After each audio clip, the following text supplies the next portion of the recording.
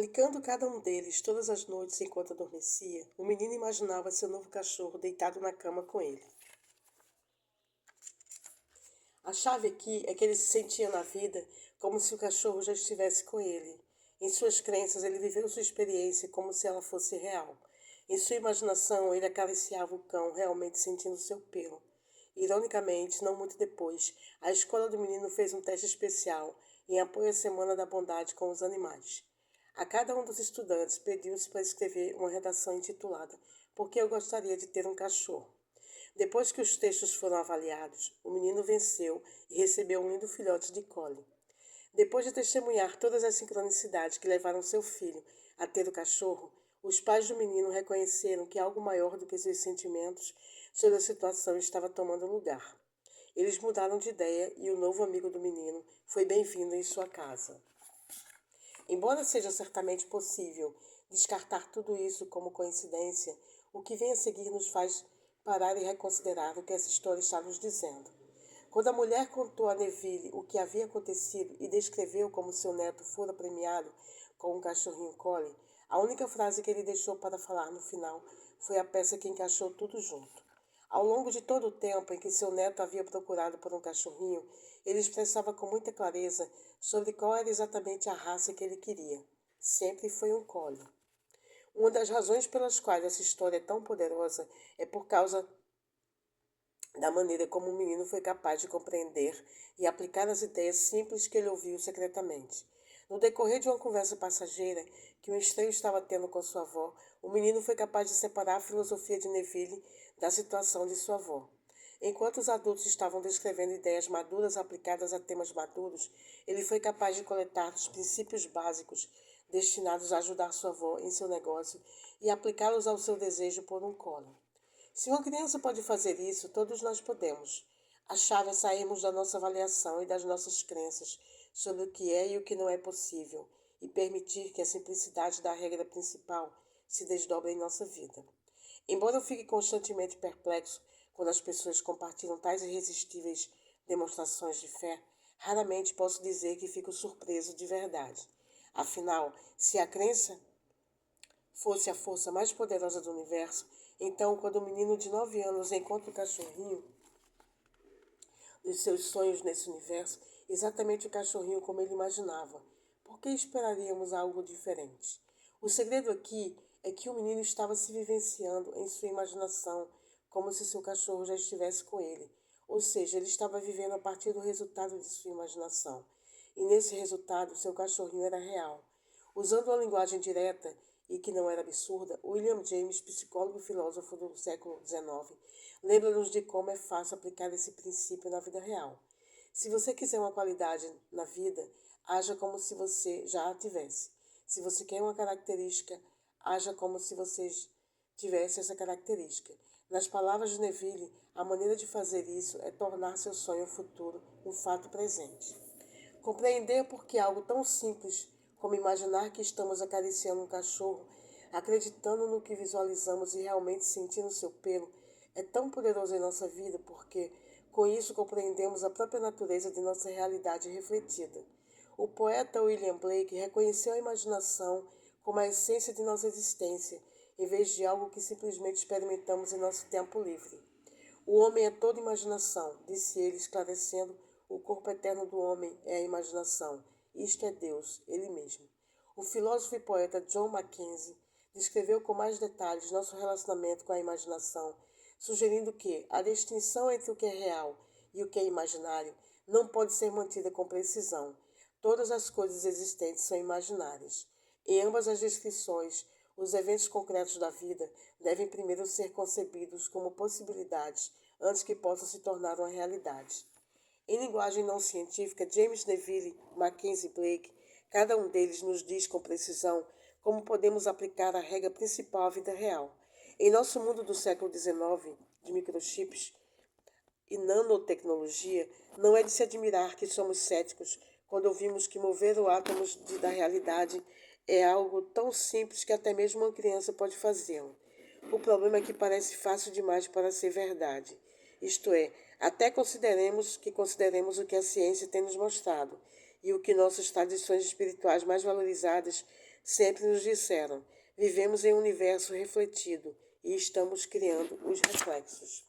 Assim, por favor, não suspeite da simplicidade das palavras de Neville, quando ele sugere que tudo o que precisamos fazer para transformar nossa imaginação em realidade é assumir o sentimento de nosso desejo realizado. Em um universo participatório de nossa própria criação, por que esperaríamos que o poder de criar deveria ser mais difícil? Um coelho com chifres, a física quântica em um mosteiro budista. Durante minha primeira viagem a um mosteiro budista, no fim da década de 1990, descobri rapidamente como a mente dos ocidentais funcionava de maneira diferente da dos monges e freiras nos lugares que viemos de tão longe para explorar. Sem dúvida, a maior diferença foi a nossa aparentemente interminável necessidade de saber por que as coisas funcionam da maneira como fazem a falta de uma necessidade dessa informação naqueles que vivem nos mosteiros. Eles pareciam ter uma aceitação de que às vezes os fatos e objetos apenas são como eles são, e tudo parecia estar ligado ao que eles acreditavam a respeito de si mesmos e do mundo. Depois de aproximadamente 2 semanas de aclimatação e altitudes tão elevadas quanto 4.870 metros acima do nível do mar, respirando a espessa poeira da estrada que nosso ônibus antigo sugava para dentro de seu sistema de ventilação e suportando dias de 14 horas, tendo nosso corpo sacudindo ao longo de estradas que eram pouco mais do que trilhas de jipe desgastadas pela água, vi minhas crenças serem testadas de uma maneira que eu jamais esperaria. Acabamos de chegar em um mosteiro dilapidado, que agora estava ocupado por um grupo de cerca de 100 freiras. Enquanto estávamos sentados entre elas terminando uma partilha sincera de cânticos sagrados, a paz da sala mal iluminada foi repentinamente perturbada. Da porta aberta, os fortes raios do sol do fim do dia tornaram impossível ver o rosto da silhueta imponente de pé na entrada. Em uma voz que era só um pouco acima de um sussurro, ouvi nosso tradutor identificando o homem na porta. Geshe-la, disse ele, dizendo-nos que ele era um poderoso professor. Embora estivéssemos fazendo o nosso melhor para vê-lo, o homem que comandou tal autoridade entrou na sala para nos ver melhor. Quando o fez, tive minha primeira oportunidade de observá-lo. Ele era alto, tinha a cabeça raspada e era definitivamente tibetano. Enquanto ele passeava lentamente pela sala, permanecemos sentados sobre os espessos tapetes que eram usados para isolar as freiras do frio piso de pedras sob elas. No início, o professor disse pouco, enquanto olhava a sala e avaliava a situação. Então começou a gritar perguntas em voz alta para quem iria responder. Procurei nosso tradutor para entender o que estava acontecendo e ele compartilhou a conversa que estava sendo realizada entre o professor e as freiras. Quem são essas pessoas? O Geshe perguntou enquanto fazia um movimento de varredura sobre nossas cabeças com a mão. O que está acontecendo aqui? Ele, obviamente, não estava acostumado a um grupo de ocidentais sentados com as freiras, fazendo o que fazíamos da maneira como fazíamos. Nosso tradutor juntou-se à conversa enquanto as freiras explicávamos quem éramos e por que estávamos lá. Em seguida, tão abruptamente quanto o homem havia entrado na sala, o tom de seu questionamento mudou de suspeita e de incerteza para a de filosofia, especificamente a filosofia do que é real no mundo. Ele perguntou ao tradutor quem era o professor do nosso grupo e, de repente, todos os olhos se voltaram para mim. Aqui, disse nosso tradutor, apontando em minha direção. Aqui está o Geshe, que trouxe essas pessoas hoje. Quase sem nenhuma pausa, o professor olhou diretamente para mim e me fez uma pergunta. Embora não conseguisse entender uma só palavra de seu dialeto tibetano, ouvi o tom e a inflexão de sua voz quando o nosso tradutor começou a falar. Se você está em uma peregrinação no deserto e vê um coelho com chifres, ele é real ou imaginário? Ele perguntou. Eu não consegui acreditar no que estava ouvindo. Aqui estávamos nós, um pouco antes do pôr do sol, em um remoto mosteiro de montanha situado a 4.570 metros acima do nível do mar, no planalto tibetano, com uma sala cheia de freiras entoando cânticos, e este homem estava me perguntando sobre um coelho com chifres. Na minha infância, eu ouvi falar de uma criatura mitológica, o cruzamento impossível entre um coelho e um antílope, um jaclope, nas histórias inacreditáveis que hikers delirantes compartilhavam em torno de uma fogueira. Embora avistamentos de jaclopes parecem abundantes desde a América do Norte até as montanhas dos Andes peruanos, ainda não estiveram na presença de ninguém que recontasse o mistério com a cara séria. Jeca Lopes simplesmente não existe. No entanto, aqui estava eu sendo questionado sobre a perspectiva de ver em um lugar onde eu menos esperava. Enquanto eu estava me recuperando das circunstâncias surreais do momento, de repente percebi que este era um teste e era eu que estava sendo testado. Quando eu estava prestes a responder, ergui os olhos para o professor. O movimento de suas mãos criou uma pequena nuvem de poeira e fiapos, conforme ele gesticulava por baixo de suas vestes. De repente, o espaço ao redor do seu perfil imponente adquiria um brilho estranho, quase como um halo, como o sol reluzia através da névoa de partículas suspensas. Por alguma razão, minha mente voltou ao formato de pergunta e resposta que aprendi na escola primária. Depois que me faziam uma pergunta, eu a repetia com minhas próprias palavras para ter a certeza de que a entendi corretamente. Em caso afirmativo, eu seguiria com minha resposta. É um coelho com chifres no deserto real ou no deserto imaginário? Comecei.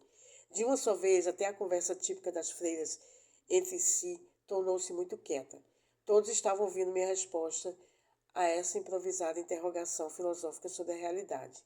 A experiência do coelho com chifres no deserto é a experiência de quem o vê. Comecei.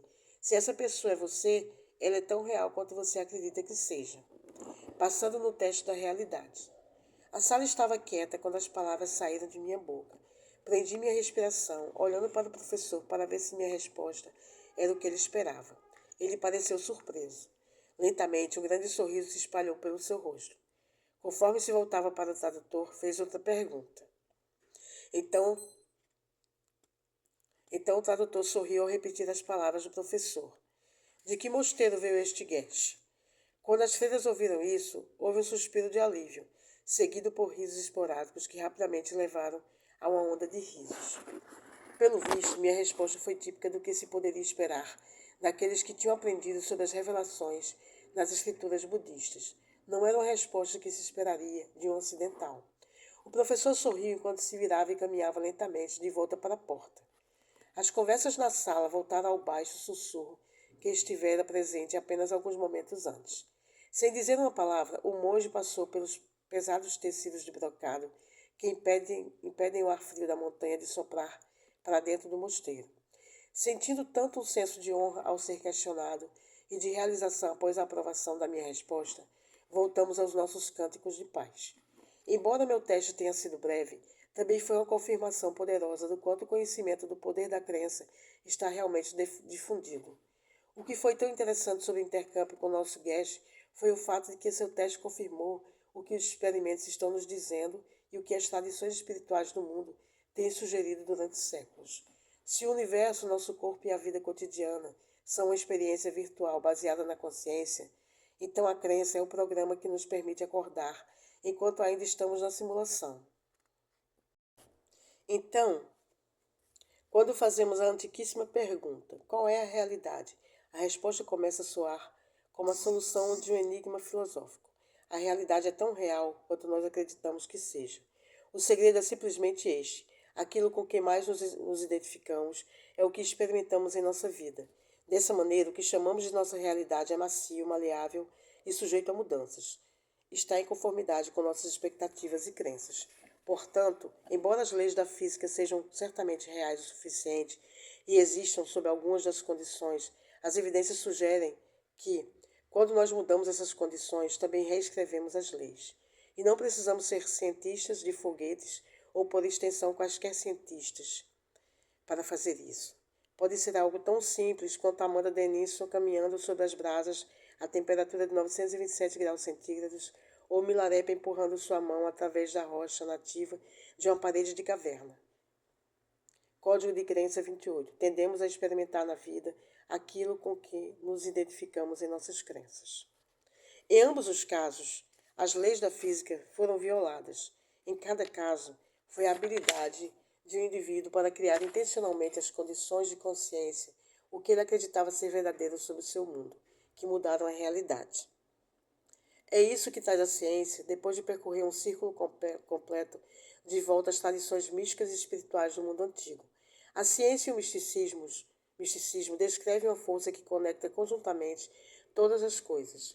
Ambos estão dizendo isso dentro de cada um deles, e cada um de nós tem o poder de influenciar como a matéria se comporta e a realidade se desdobra, simplesmente através da maneira como percebemos o mundo ao nosso redor. Agora que sabemos a regra principal de tal realidade refletida, como podemos aplicá-la em nossa vida? Se nossas crenças profundamente entrincheiradas, às vezes subconscientes, são as sementes do que experimentamos, então como curamos as falsas crenças que nos limitam? Como reescrevemos o nosso código da realidade? É aqui que uma nova perspectiva, que explode as condições de tudo o que consideramos verdadeiro no passado, pode ser tão poderosa. A chave é encontrar a experiência que funciona para nós e reconhecê-la quando chegar. E aqui finalizamos o capítulo 5. Obrigada pela sua companhia aqui nessa jornada e até o nosso próximo vídeo. E se está gostando do conteúdo, aproveita, curte, compartilha, ativa o sininho das notificações, tá bom? E muito obrigada. Um abraço. Até o nosso próximo vídeo.